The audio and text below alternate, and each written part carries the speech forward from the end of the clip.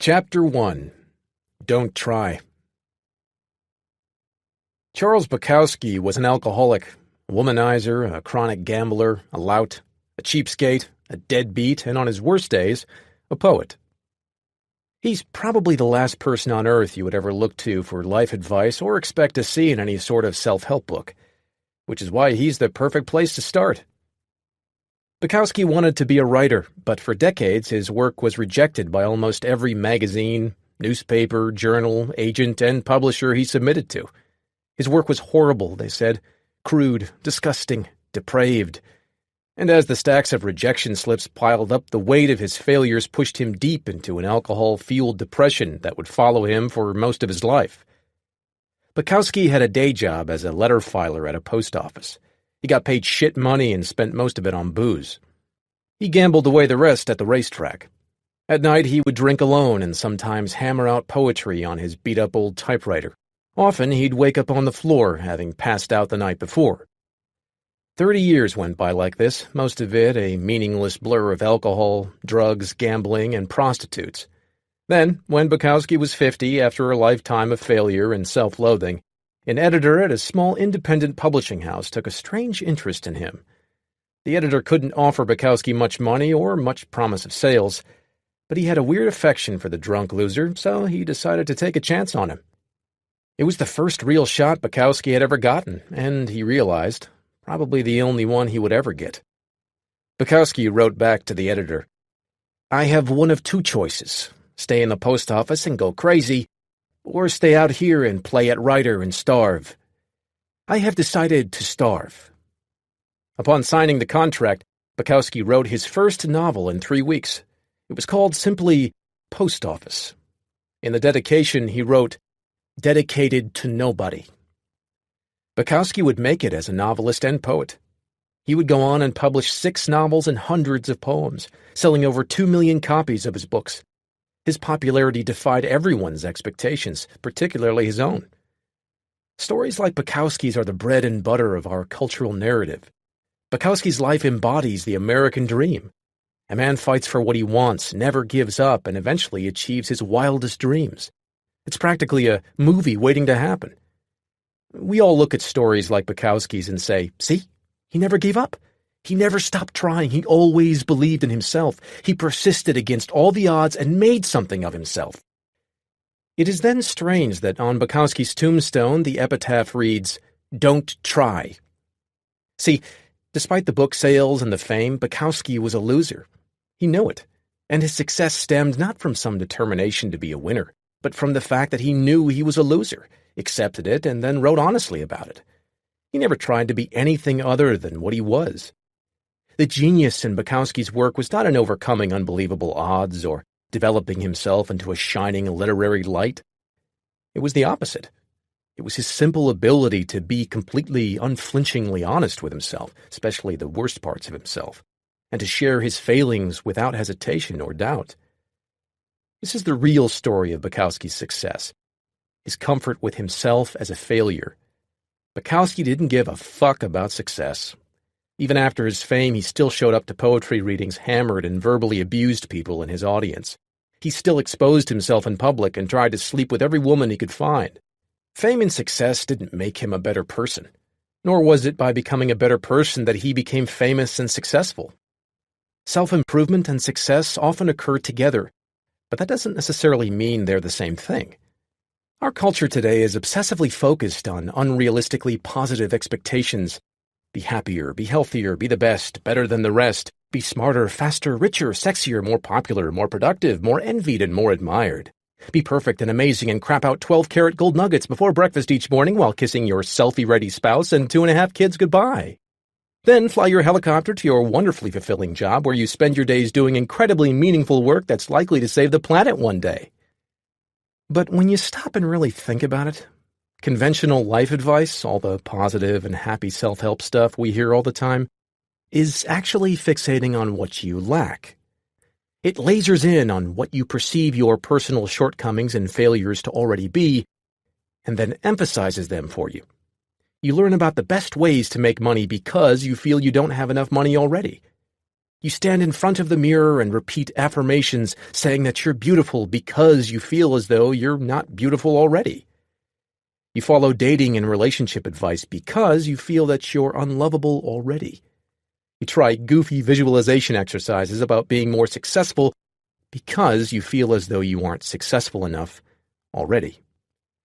Ironically, this fixation on the positive, on what's better, what's superior, only serves to remind us over and over again of what we are not, of what we lack, of what we should have been but failed to be. After all, no truly happy person feels the need to stand in front of a mirror and recite that she's happy. She just is. There's a saying in Texas, the smallest dog barks the loudest. A confident man doesn't feel a need to prove that he's confident. A rich woman doesn't feel a need to convince anybody that she's rich. Either you are or you are not. And if you're dreaming of something all the time, then you're reinforcing the same unconscious reality over and over, that you are not that. Everyone in their TV commercials wants you to believe that the key to a good life is a nicer job, or a more rugged car, or a prettier girlfriend, or a hot tub with an inflatable pool for the kids.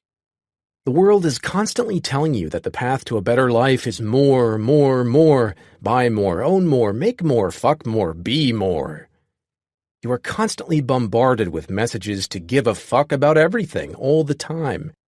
Give a fuck about a new TV. Give a fuck about having a better vacation than your coworkers. Give a fuck about buying the new lawn ornament. Give a fuck about having the right kind of selfie stick.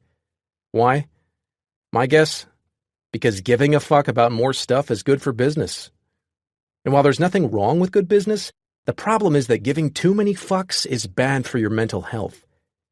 It causes you to become overly attached to the superficial and fake, to dedicate your life to chasing a mirage of happiness and satisfaction. The key to a good life is not giving a fuck about more, it's giving a fuck about less. Giving a fuck about only what is true and immediate and important. The feedback loop from hell. There's an insidious quirk to your brain that, if you let it, can drive you absolutely batty. Tell me if this sounds familiar to you. You get anxious about confronting somebody in your life. That anxiety cripples you and you start wondering why you're so anxious. Now you're becoming anxious about being anxious. Oh no, doubly anxious. Now you're anxious about your anxiety, which is causing more anxiety. Quick, where's the whiskey? Or let's say you have an anger problem. You get pissed off at the stupidest, most inane stuff and you have no idea why. And the fact that you get pissed off so easily starts to piss you off even more. And then, in your petty rage, you realize that being angry all the time makes you a shallow and mean person, and you hate this. You hate it so much that you get angry at yourself. Now look at you. You're angry at yourself getting angry about being angry. Fuck you, Wall. Here, have a fist. Or you're so worried about doing the right thing all the time that you become worried about how much you're worrying. Or you feel so guilty for every mistake you make that you begin to feel guilty about how guilty you're feeling. Or you get sad and alone so often that it makes you feel even more sad and alone just thinking about it. Welcome to the feedback loop from hell. Chances are you've engaged in it more than a few times. Maybe you're engaging in it right now. God, I do the feedback loop all the time. I'm such a loser for doing it. I should stop. Oh my God, I feel like such a loser for calling myself a loser. I should stop calling myself a loser. Fuck, I'm doing it again, see? I'm a loser. Calm down, amigo. Believe it or not, this is part of the beauty of being human. Very few animals on Earth have the ability to think cogent thoughts to begin with, but we humans have the luxury of being able to have thoughts about our thoughts. So I can think about watching Miley Cyrus videos on YouTube and then immediately think about what a sicko I am for wanting to watch Miley Cyrus videos on YouTube. The miracle of consciousness. Now, here's the problem. Our society today, through the wonders of consumer culture and, hey, look, my life is cooler than yours, social media, has bred a whole generation of people who believe that having these negative experiences, anxiety, fear, guilt, etc., is totally not okay. I mean, if you look at your Facebook feed, everybody there is having a fucking grand old time. Look, 8 people got married this week, and some 16-year-old on TV got a Ferrari for her birthday. And another kid just made $2 billion inventing an app that automatically delivers you more toilet paper when you run out. Meanwhile, you're stuck at home flossing your cat, and you can't help but think your life sucks even more than you thought. The feedback loop from hell has become a borderline epidemic, making many of us overly stressed, overly neurotic, and overly self-loathing. Back in Grandpa's day, he would feel like shit and think to himself, "Gee whiz, I sure do feel like a cow turd today. But hey, I guess that's just life. Back to shoveling hay." But now, if you feel like shit for even 5 minutes, you're bombarded with 350 images of people totally happy and having amazing fucking lives.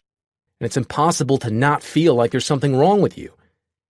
It's this last part that gets us into trouble. We feel bad about feeling bad. We feel guilty for feeling guilty. We get angry about getting angry. We get anxious about feeling anxious. What is wrong with me? This is why not giving a fuck is so key. This is why it's going to save the world. And it's going to save it by accepting that the world is totally fucked, and that's all right. Because it's always been that way and always will be. By not giving a fuck that you feel bad, you short-circuit the feedback loop from hell. You say to yourself, "I feel like shit, but who gives a fuck?" And then, as if sprinkled by magic fuck-giving fairy dust, you stop hating yourself for feeling so bad. George Orwell said that to see what's in front of one's nose requires a constant struggle. Well, the solution to our stress and anxiety is right there in front of our noses. And we're too busy watching porn and advertisements for ab machines that don't work, wondering why we're not banging a hot blonde with a rocking six-pack to notice. We joke online about first-world problems, but we really have become victims of our own success. Stress-related health issues, anxiety disorders, and cases of depression have skyrocketed over the past 30 years, despite the fact that everyone has a flat-screen TV and can have their groceries delivered. Our crisis is no longer material, it's existential. It's spiritual. We have so much fucking stuff and so many opportunities that we don't even know what to give a fuck about anymore. Because there's an infinite amount of things we can see or know, there are also an infinite number of ways we can discover that we don't measure up, that we're not good enough, that things aren't as great as they could be. And this rips us apart inside. Because here's the thing that's wrong with all of the how to be happy shit that's been shared 8 million times on Facebook in the past few years. Here's what nobody realizes about all of this crap. The desire for more positive experience is itself a negative experience. And paradoxically, the acceptance of one's negative experience is itself a positive experience. This is a total mindfuck, so I'll give you a minute to unpretzel your brain and maybe read that again. Wanting positive experience is a negative experience. Accepting negative experience is a positive experience. It's what the philosopher Alan Watts used to refer to as the backwards law. The idea that the more you pursue feeling better all the time, the less satisfied you become, as pursuing something only reinforces the fact that you lack it in the first place. The more you desperately want to be rich, the more poor and unworthy you feel, regardless of how much money you actually make. The more you desperately want to be sexy and desired, the uglier you come to see yourself, regardless of your actual physical appearance. The more you desperately want to be happy and loved, the lonelier and more afraid you become, regardless of those who surround you. The more you want to be spiritually enlightened, the more self-centered and shallow you become in trying to get there. It's like this one time I tripped on acid and it felt like the more I walked toward a house, the farther away the house got from me. And yes, I just used my LSD hallucinations to make a philosophical point about happiness. No fucks given. As the existential philosopher Albert Camus said, and I'm pretty sure he wasn't on LSD at the time, you will never be happy if you continue to search for what happiness consists of. You will never live if you are looking for the meaning of life. Or, put more simply, don't try.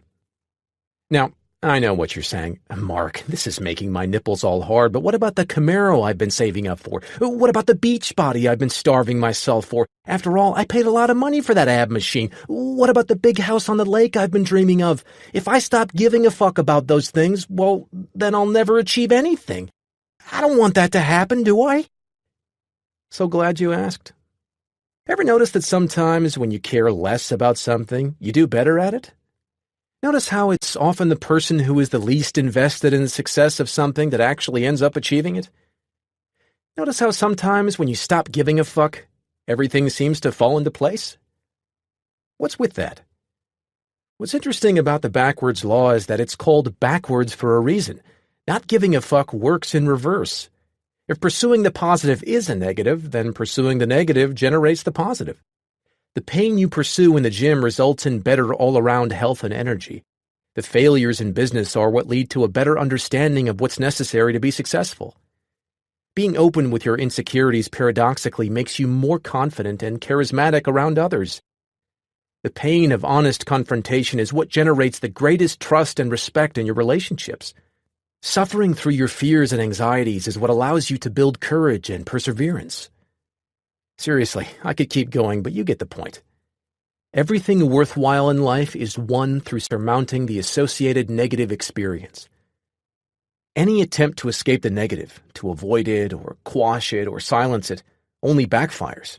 The avoidance of suffering is a form of suffering.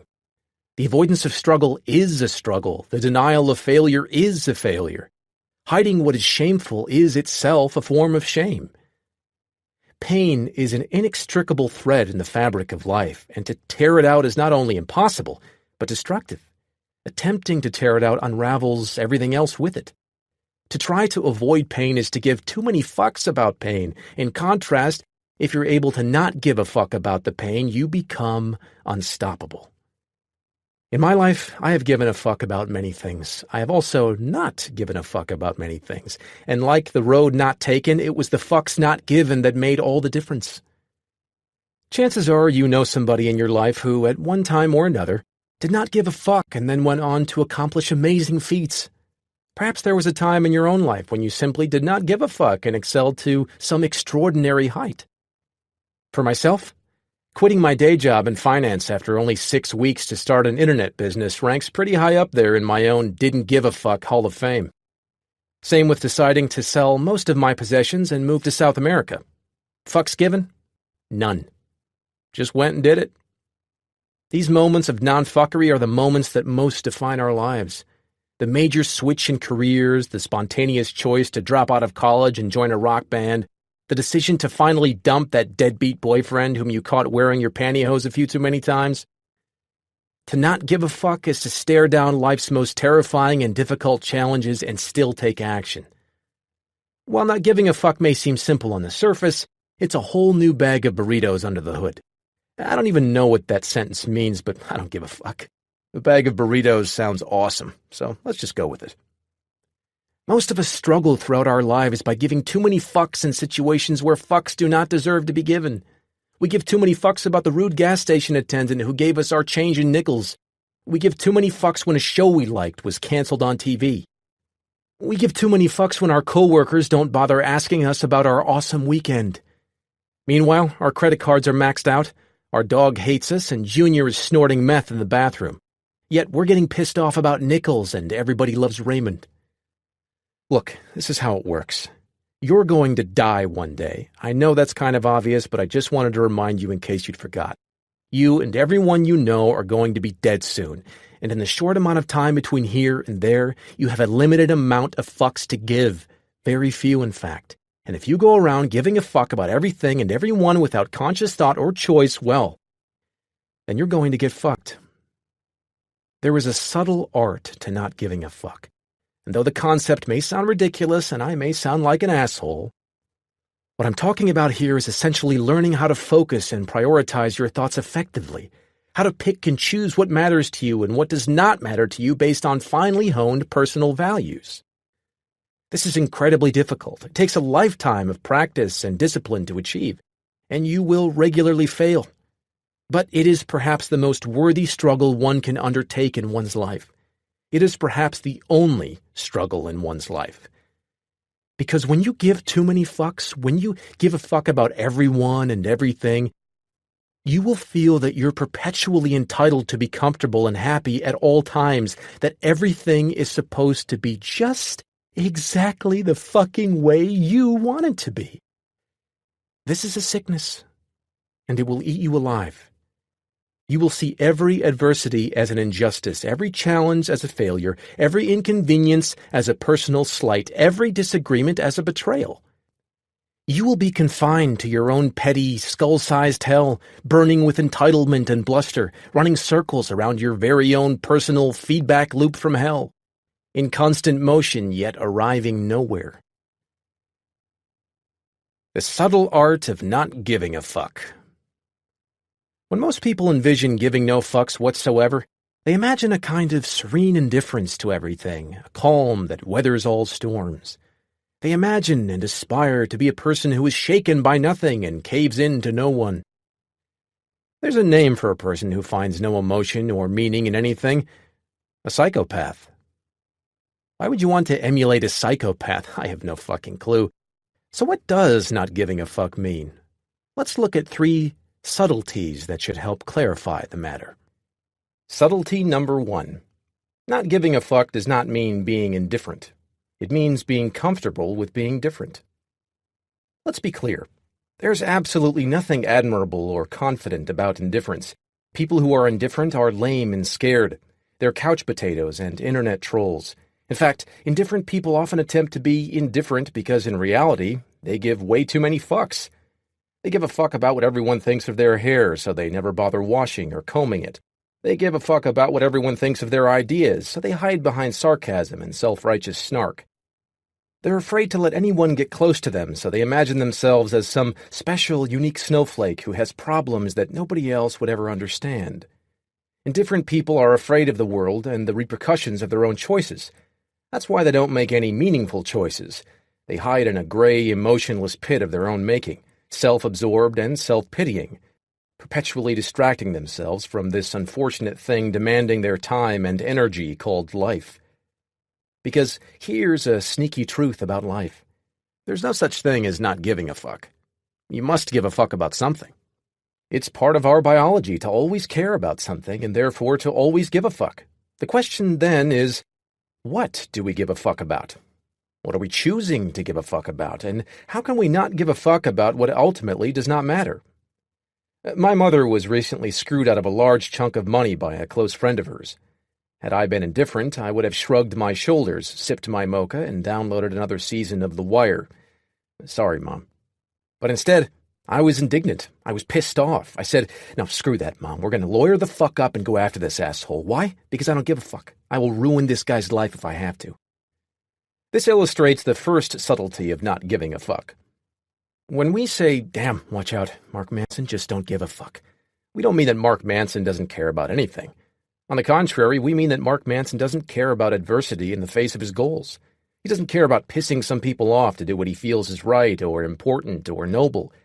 We mean that Mark Manson is the type of guy who would write about himself in third person just because he thought it was the right thing to do. He just doesn't give a fuck. This is what is so admirable.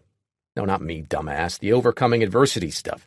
The willingness to be different, an outcast, a pariah, all for the sake of one's own values. The willingness to stare failure in the face and shove your middle finger back at it. The people who don't give a fuck about adversity or failure or embarrassing themselves or shitting the bed a few times. The people who just laugh and then do what they believe in anyway. Because they know it's right. They know it's more important than they are, more important than their own feelings and their own pride and their own ego. They say fuck it, not to everything in life, but rather to everything unimportant in life.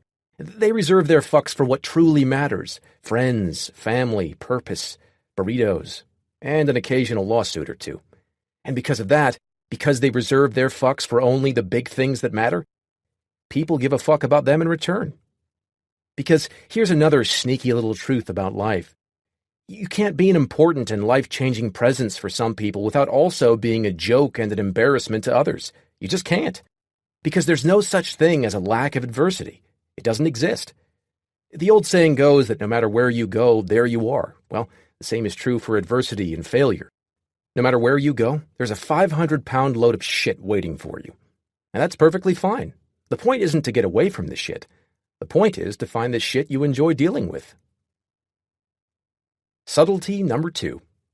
To not give a fuck about adversity, you must first give a fuck about something more important than adversity. Imagine you're at a grocery store and you watch an elderly lady scream at the cashier, berating him for not accepting her 30-cent coupon. Why does this lady give a fuck? It's just 30 cents. I'll tell you why. That lady probably doesn't have anything better to do with her days than to sit at home cutting out coupons. She's old and lonely. Her kids are dickheads and never visit. She hasn't had sex in over 30 years. She can't fart without extreme lower back pain. Her pension is on its last legs, and she's probably going to die in a diaper thinking she's in Candyland. So she snips coupons. That's all she's got. It's her and her damn coupons. It's all she can give a fuck about because there is nothing else to give a fuck about. And so when that pimply-faced 17-year-old cashier refuses to accept one of them, when he defends his cash register's purity the way knights used to defend maidens' virginity, you can bet Granny is going to erupt. 80 years of fucks will rain down all at once like a fiery hailstorm of back in my day and people used to show more respect stories. The problem with people who hand out fucks like ice cream at a goddamn summer camp is that they don't have anything more fuck-worthy to dedicate their fucks to. If you find yourself consistently giving too many fucks about trivial shit that bothers you, your ex-boyfriend's new Facebook picture, how quickly the batteries die in the TV remote, missing out on yet another 2-for-1 sale on hand sanitizer, chances are you don't have much going on in your life to give a legitimate fuck about. And that's your real problem, not the hand sanitizer, not the TV remote. I once heard an artist say that when a person has no problems, the mind automatically finds a new way to invent some. I think what most people, especially educated, pampered middle-class white people, consider life problems are really just side effects of not having anything more important to worry about. It then follows that finding something important and meaningful in your life is perhaps the most productive use of your time and energy. Because if you don't find that meaningful something, your fucks will be given to meaningless and frivolous causes. Subtlety number 3. Whether you realize it or not, you are always choosing what to give a fuck about.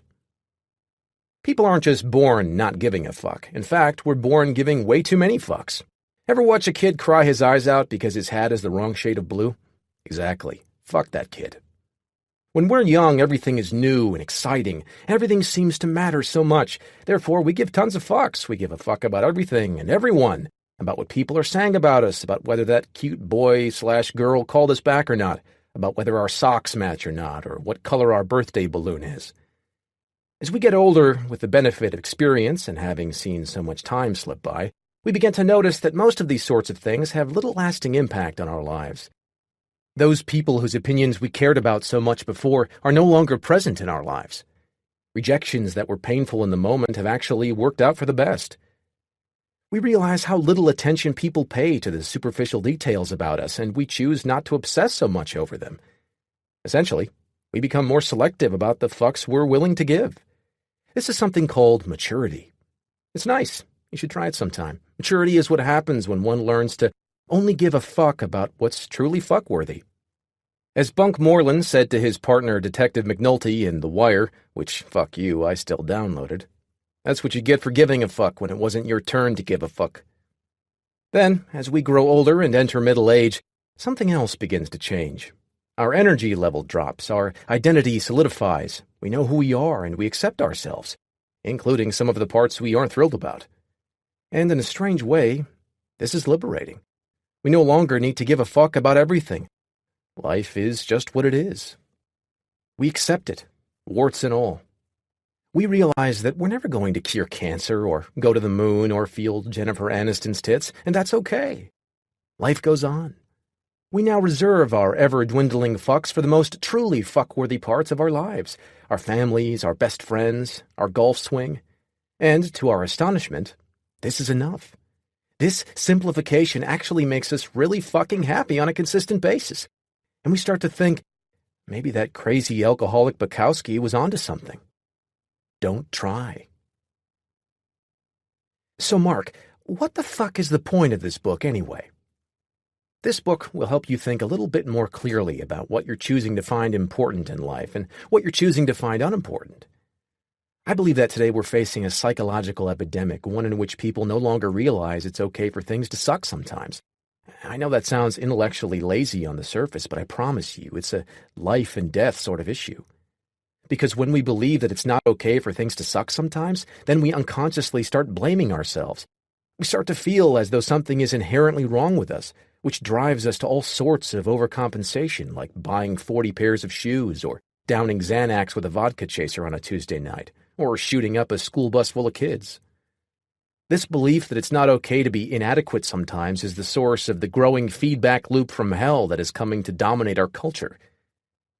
The idea of not giving a fuck is a simple way of reorienting our expectations for life and choosing what is important and what is not.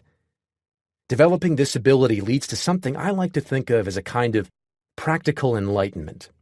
No, not that airy-fairy, eternal bliss, end-of-all-suffering, bullshitty kind of enlightenment. On the contrary, I see practical enlightenment as becoming comfortable with the idea that some suffering is always inevitable, that no matter what you do, life is comprised of failures, loss, regrets, and even death.